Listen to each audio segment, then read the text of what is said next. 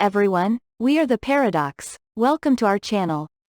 In this video, we are going to learn how to make material for the skirt outfit number 3, and finally render it at Arnold. If you want to learn how to make the skirt outfit number 3 on the Marvelous Designer, we uploaded a video of how to make it on our channel. You can also see that. If you have not yet subscribed to our channel, please subscribe to it and hit the notification button, so you do not miss our future videos. Well, let's not waste any more time and go to it. To make the material, we must first export the clothes from Marvelous Designer, but before that, it needs a series of preparations. Adjusting the UV is the most important thing we can do. We apply the material on the UV of the garment, so we need the output of our work to be unwrap. You can use Unwrap specialized software to do this, but I'm doing it here in Marvelous because I don't want to complicate things too much. To do this, at the top, change the toolbar to UV Editor to enter the Unwrap toolbar.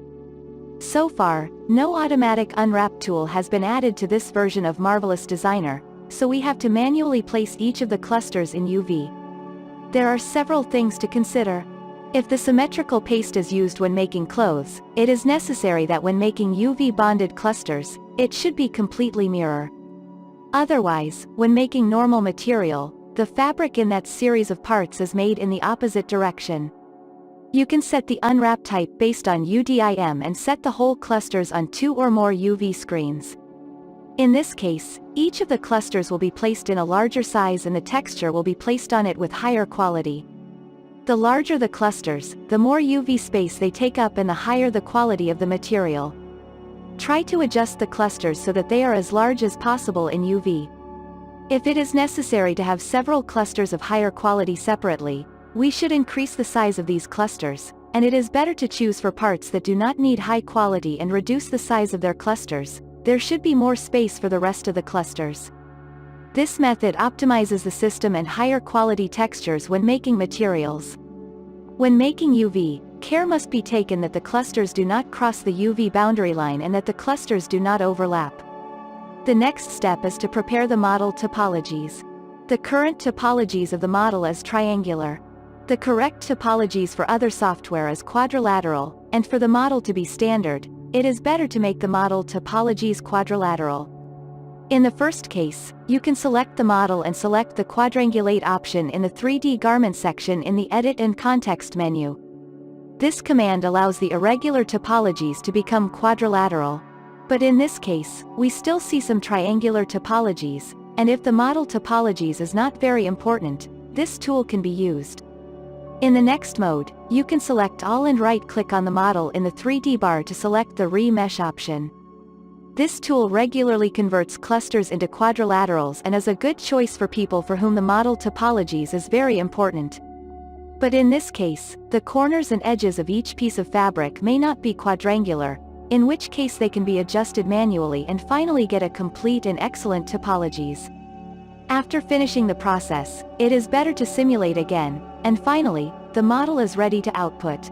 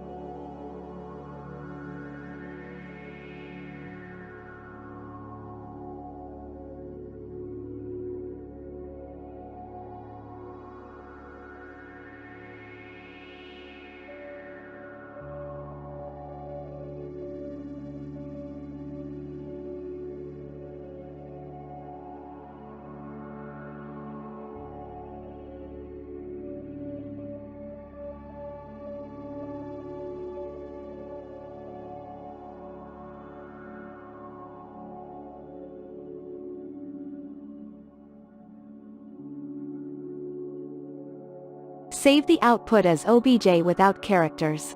Select the single object mode and choose one of the 3 modes, thin weld, thin unweld, and thick, based on our needs. Thick mode in thick parts, its UV is not defined. So in the case of thick output, it is better to define UV thickness separately for other parts in that software. UV is applied to this output, but it is not set as UDIM, and we need to identify each of the UVs and define it as a polygroup so that we can create material on each of the UVs separately. Now it's time to start materializing. Open the Substance Painter and enter the low poly model.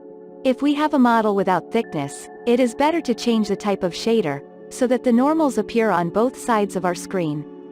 Now we see in which of the polygroups we specified, it is applied as a texture list. Now it is time to bake the high poly model on the low poly model. In the baking section, we define the high poly model of the selected section, and we bake the normal, curvature, etc. maps as needed. Pay attention to the size of the bake maps, and not all of them need to be in their largest size. After we bake all the parts, we start making materials by creating layers. We start by determining a general color for the clothes, and for more details, we can add the mask and generators, as well as the procedures, and combine them using blending modes, to achieve the desired result in producing the original color. The same process can be done for other sections. For example, for fabric details and protrusions in its layer, activate height and add a special texture to produce the desired material. And we can make big changes in them by using level and filters. The warp filter is used to create disorder and imbalance in the environment. This filter can be used so that the material is not homogeneous. Other filters such as blur, sharpness, bevel, etc. can also be used, and by combining these, we can achieve the desired material. To add clearer noises and irregularities in the material and add fine and messy details, it is better to use noise textures or grunge and adjust them manually. There is another type of this detail called a smart mask, which cleverly creates a series of details and irregularities based on bake maps. Using these items is very useful in some situations, but it is not good to overdo it. Using generators is also very useful. Generators such as dirt and fiber, automatic stitches, and UV borders are very useful and are used in many projects. You can also use the smart materials in the software itself and change it to your desired material by turning off and on its layers and changing them. Ordinary materials also exist, which are widely used in the construction of the basic material base, and in some cases, simple materials are used and gradually become a professional material through a process. After finishing the materialization, you can add sewing lines on your fabric with generators such as auto stitch. You can also add custom layers by adding a paint layer manually and with different brushes on the fabric. Now the material is finished, and the next step is to output the textures. Because we do the rendering process in Arnold, we set the template to Arnold, and if we needed opacity or illumination maps, we had to add it manually to the outputs, and finally output the textures.